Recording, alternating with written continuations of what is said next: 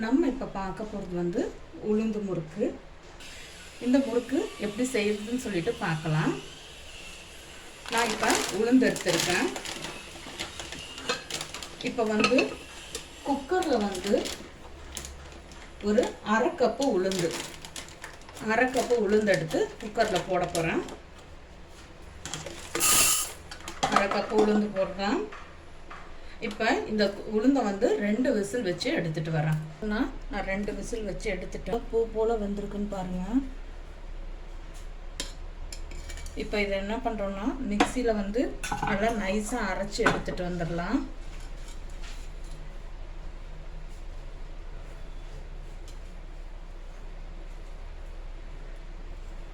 இப்போ பார்த்தீங்கன்னா நான் உளுந்து அரைச்சி எடுத்துகிட்டு வந்துட்டேன். உளுந்து வந்து அரை கப்பு உளுந்து எடுத்திருக்கேன். அரை கப்பு உளுந்துக்கு வந்து 3/4 கப்பு தண்ணி விட்டு 2 விசில் வச்சு அந்த உளுந்தை நல்லா மைய அரைச்சி எடுத்துகிட்டு வந்துட்டேன். இப்போ வந்து இதுக்கு இதில் வந்து நம்ம என்ன பண்ணுறோன்னா அரிசி மாவை ஆட் பண்ண போகிறோம். அரிசி மாவு எவ்வளோன்னா அரை கப்பு உளுந்துக்கு வந்து 1.5 கப்பு அரிசி மாவு நம்மளுக்கு தேவைப்படும்.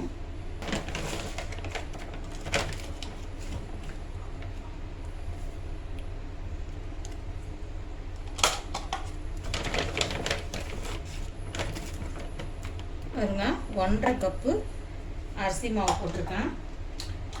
இப்போ வந்து நான் என்ன பண்ணுறேன்னா ஓமம் இருக்குல்ல, ஓமம் வந்து கொஞ்சமாக ஓமம் போட்டுக்கிறேன். ஒரு அரை டீஸ்பூன் ஓமம் போட்டிருப்பேன். நீங்கள் ஓமம் போடுங்க, இல்லைன்னா சின்ன ஜீரகம் இருக்குல்ல அது போட்டு. அது கூட நான் என்ன பண்ணுறேன்னா கருப்பு எள்ளு வந்து ஒரு டீஸ்பூன் போடுறேன்.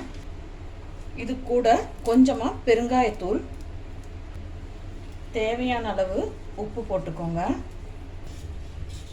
நான் கொஞ்சமாக நம்ம சமையல் எண்ணெயை தான் எடுத்திருக்கேன்.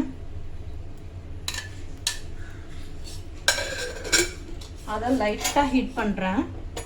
ரொம்ப ஹீட் பண்ண வேண்டாம். லைட்டாக ஹீட் பண்ணிவிட்டு வந்து 1 ஸ்பூன் வெண்ணெய் போடுறேன். நம்ம அதிகமாக வெண்ணெய் போட தேவையில்ல. வெண்ணெய் அதிகமாக போட்டிங்கன்னா முறுக்கு வந்து ரொம்ப ஓவர் சாஃப்டாகிடும். 1 ஸ்பூன் வந்து உங்களுக்கு வெண்ணெய் போட்டால் போதும். இப்போ இது எல்லாத்தையும் போட்டு நல்லா இந்த சப்பாத்தி மாவு பிசைகிறது போல் நல்லா பிசைஞ்சு எடுத்துக்கலாம். உங்களுக்கு தண்ணி தேவைப்பட்டுச்சுன்னா தண்ணி நீங்கள் தெளிச்சுக்கிட்டா போதும். ஏன்னா உங்களுக்கு உளுந்துலே நல்லா தண்ணி இருக்கும். அந்த தண்ணியிலே பிசைய பார்க்கலாம். தேவைப்படும் போது நம்ம தண்ணி தெளித்து பிசைஞ்சிக்கலாம். வந்து இதில் வந்து கொஞ்சமாக நம்ம சூடு பண்ணி வச்சுருக்கேன் எண்ணெயை கொஞ்சமாக வீற்றி பிசைஞ்சிக்கலாம்.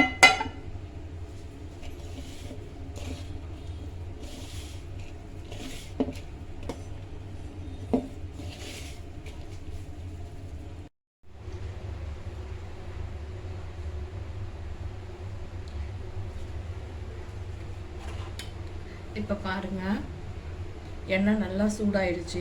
இது போல் உருட்டியிருக்கேன். இதை வந்து இதில் போடுறேன். இப்போ போட்ட உடனே அது மேலே ஏறி வருது பாருங்கள் பபிள்ஸோட. இப்போ எண்ணெய் வந்து கரெக்டான பதத்தில் முறுக்க சுடுறதுக்கு ரெடியாக இருக்குது.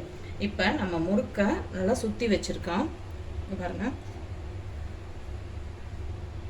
இப்போ முறுக்கை வந்து நல்லா சுற்றி வச்சுருக்கோம். இதை வந்து நம்ம ஒன்றா எடுத்து அதில் எண்ணெயில் போடலாம். எப்படி எடுக்கணும்னு சொல்லிட்டு பாருங்கள்.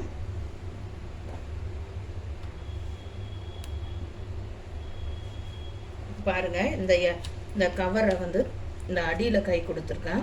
இப்படி ப்ரெஸ் பண்ணிட்டு இந்த மேலே இப்படி கை வச்சுட்டு இப்படி எடுத்திங்கன்னா உங்களுக்கு முறுக்கு கையில் வந்துடும். இந்த எண்ணெயில் வந்து இந்த முறுக்கை வந்து இப்படி போட்டுருங்க. எண்ணெய் வந்து சூடாக இருக்கணும். இது போல் போட்டுருங்க. போட்டுட்டு நீங்கள் வந்து கரண்டி வச்சு எந்த ஒரு கிண்டி விடாதீங்க. அப்படி விட்டிங்கன்னா உங்களுக்கு முறுக்கு வந்து உடஞ்சிரும்.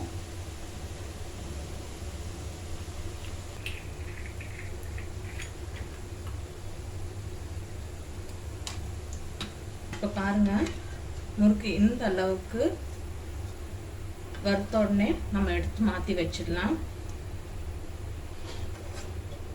ஒரு டிஷ்யூ போட்டு டிஷ்யூ மேலே எடுத்து வைங்க.